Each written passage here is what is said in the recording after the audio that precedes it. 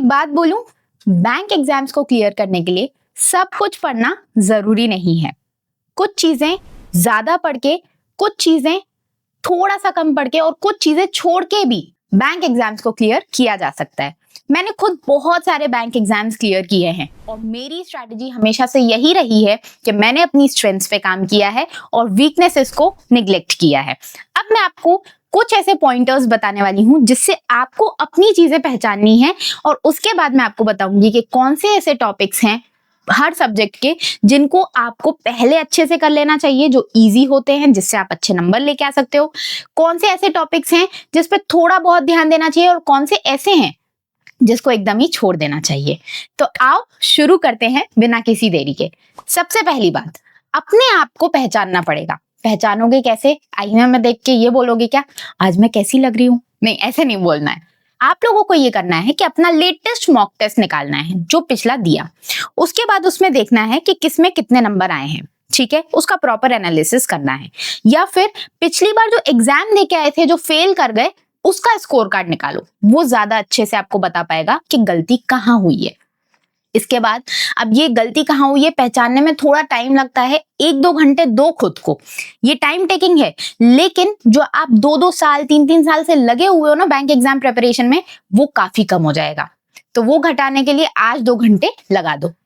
अगर ये 2 घंटे भी नहीं लगा सकते हो तो मेरे पास एक और शॉर्टकट है। हमारा जो मेंटोरशिप प्रोग्राम है वहां पे हम आपको एनालाइज करके बता ही देते हैं कि कहाँ पे आप गड़बड़ कर रहे हो, कहाँ पे आप नंबर इंक्रीज कर सकते हो और कहाँ पे आप थोड़े नंबर लाके भी एग्जाम क्लियर कर सकते हो। तो हमारा मेंटोरशिप बैच जरूर ज्वाइन कर सकते हो। एकदम कंप्लीट बिगिनर हो तो बिगिनर्स बैच है, रिपीटर हो तो मेंस बैच है, और ओवरऑल आपको तैयारी कराई जाती है। इस तरीके से कराई जाती है कि आपका एक भी चीज मिस ना हो। डेली बेसिस पे टारगेट्स देंगे आपको, हम पोक करते रहेंगे कि भाई आज कितने पढ़े, आज कितने पढ़े। इसी बेसिस पे हम आपकी रैंक लिस्ट भी जनरेट कर देंगे कि भाई आप कहाँ पे स्टैंड कर रहे हो इतने छोटे से ग्रुप में, तो पूरे इंडिया में कहाँ स्टैंड करोगे अपने आप ये अंदाजा लगा सकते हो। बाकी वीक टू वीक हमारी बातें होंगी जहां पे मैं आपको पूरे वीक का गाइडेंस दूंगी कि कैसे आपको तैयारी करनी है।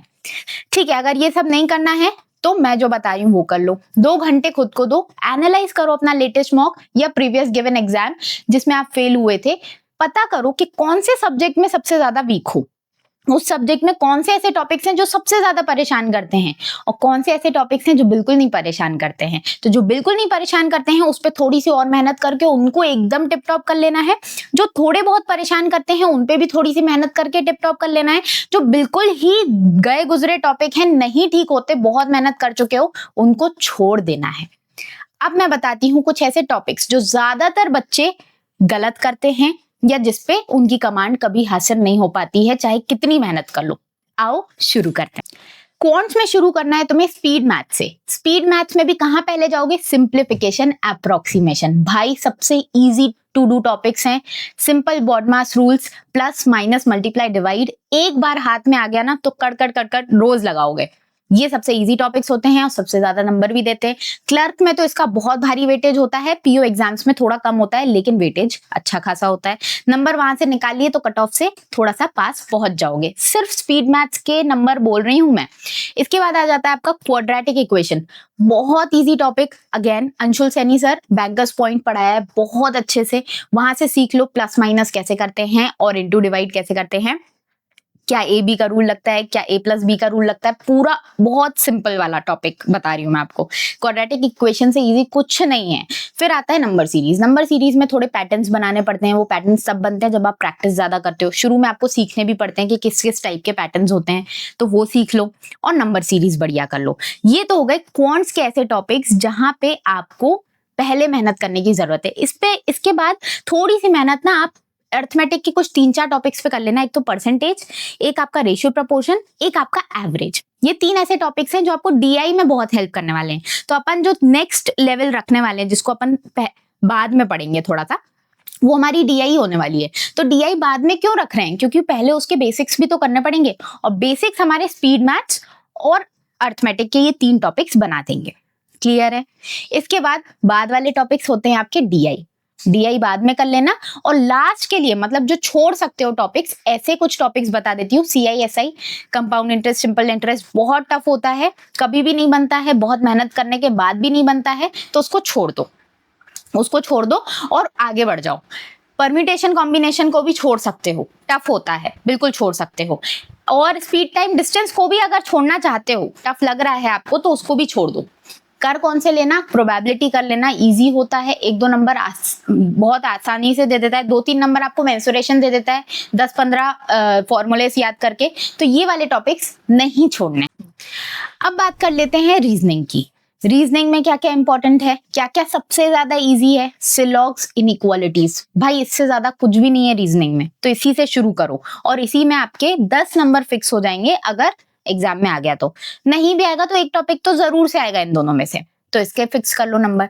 अब ये वाले भी कहाँ से आप पढ़ सकते हो, अंशुल सैनी सर ने ये वाले टॉपिक्स भी पढ़ा रखे हैं, वहां से ही आप ये जाके पढ़ सकते हो।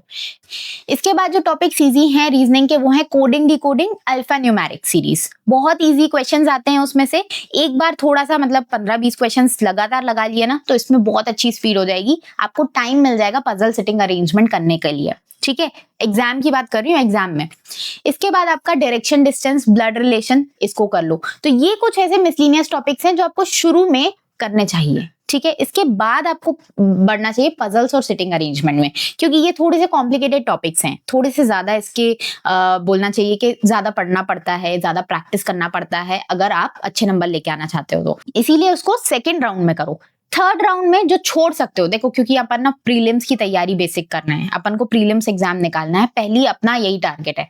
तो अगर ये टारगेट है तो अपन इनपुट आउटपुट अभी छोड़ सकते हैं, वो अपन प्रीलिम्स के बाद भी कर सकते हैं। क्रिटिकल रीजनिंग छोड़ सकते हैं। ये कुछ ऐसे टॉपिक्स हैं जो मेंस ओरिएंटेड है, प्रीलिम्स में कभी नहीं आते, तो इसको आप छोड़ ही दो, अभी के लिए छोड़ दो, अगर आपका एग्जाम प्रीलिम्स का बहुत पास है और पहले वो देना है। ठीक है, अब बात करते हैं इंग्लिश की। इंग्लिश में क्या करना चाहिए शुरू। इंग्लिश में ना मिसलिनियस ऐसे टॉपिक्स जो इजी टू डू हैं। देखो रीडिंग तो डेली करनी ही करनी है, उससे तो पीछे भागना ही मत, बोल मत देना कि मैम इसको भी तीसरे स्लॉट में रख दो ना, छोड़ देंगे रीडिंग। रीडिंग नहीं छोड़नी भाई, रीडिंग आपकी क्वांट्स में भी आएगी, रीजनिंग में भी आएगी, इंग्लिश में भी आएगी। आप पूछोगे कैसे आएगी। रीजनिंग के बड़े बड़े पजल्स जब देखोगे ना मेंस के, तो डर जाओगे। अगर कॉम्प्रिहेंशन नहीं आता है, अंडरस्टैंडिंग नहीं है, तो वो देख के वाकई में गायब हो जाओगे और मेंस का डर बैठ जाएगा। इसलिए रीडिंग तो करनी ही करनी है। अब बात आ जाती है कि क्या रीड करें। कोई भी बुक रीड कर लो यार, नहीं बुक नहीं अच्छी लग रही, एडिटोरियल रीड कर लो। अगर इंटरनेशनल अफेयर्स और नेशनल अफेयर्स में थोड़ा बहुत इंटरेस्ट है, पढ़ लो। एडिटोरियल पढ़ने में मुझे तो पर्सनली बहुत मजा आता था, इसीलिए मेरे इंग्लिश में इतने अच्छे नंबर भी रहते थे, क्योंकि जिस चीज में मजा आता है वो अपन ज्यादा करते हैं और उसमें ज्यादा नंबर ले आते हैं। ठीक है, कम भी करोगे तो भी अच्छे नंबर देता है, एडिटोरियल रीडिंग इतनी ज्यादा इंपॉर्टेंट है।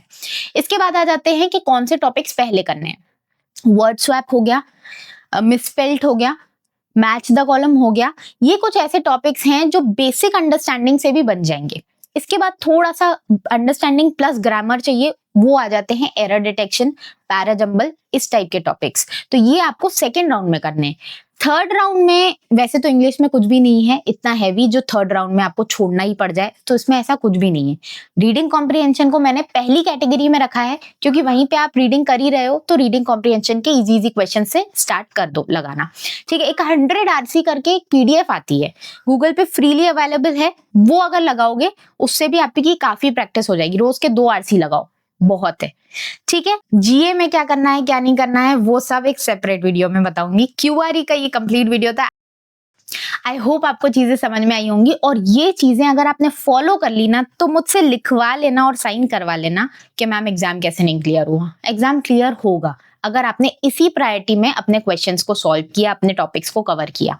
ठीक है, दूसरी चीज सबसे इंपॉर्टेंट याद रखना कि जो टॉपिक आपने हफ्ते भर पहले किया था उसको आज रिवाइज कर लो, जिससे कि वो गुम ना हो जाए दिमाग से, क्योंकि दिमाग से चीजें गुम भी होती हैं, ये बाद में पता चलेगा। उस वक्त जब अपन वो टॉपिक कर रहे होते तब लगता है इसको तो मैं भूल ही नहीं सकता, लेकिन 7 दिन बाद वो ही चीज हल्की हो जाती है और फिर लगता है यार इसको तो मैंने बहुत अच्छे से पढ़ा था, फिर कैसे नहीं बन रहे। इसीलिए नहीं बनते क्योंकि अपन प्रॉपर रिविजन नहीं करते हैं।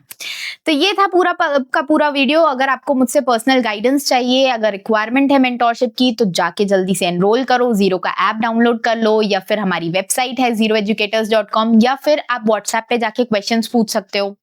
आपकी अगर कोई क्वेरी वगैरह है तो फिर उसके बाद एनरोल कर सकते हो। अच्छा, दूसरी चीज ये शुरू में बताना भूल गई, वो ये कि इन अच्छे खासे डिस्काउंट्स मिल रहे हैं। टॉप 10 स्टूडेंट्स को अच्छे खासे डिस्काउंट्स मिल रहे हैं।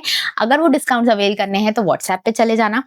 दूसरी चीज, जो जल्दी एनरोल करेंगे, टॉप 10 मतलब जल्दी एनरोल करने वाले।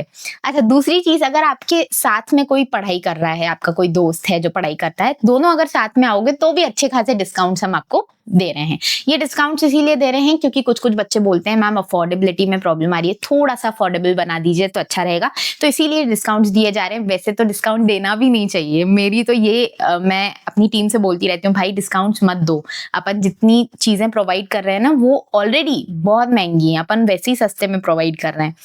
बट टीम बोलती रहती है कि नहीं मैम, बच्चों की काफी क्वेरी आती है और बच्चों को वाकई में फाइनेंशियल इश्यूज होते हैं, इसलिए चलो डिस्काउंट्स दे देते हैं।